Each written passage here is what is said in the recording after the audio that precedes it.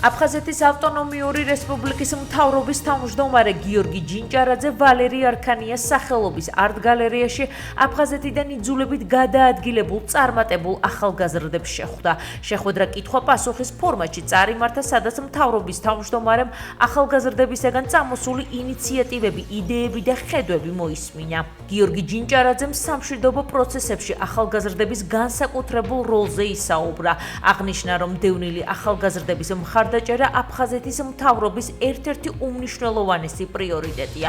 ღონისძიებაში აფხაზეთის ავტონომიური რესპუბლიკის მთავრობის თავმჯდომარის მოადგილე ანზორ მარგიანი და აფხაზეთის ავტონომიური რესპუბლიკის განათლებისა და კულტურის მინისტრი ბექა ღვაჩლიანი მონაწილეობდნენ.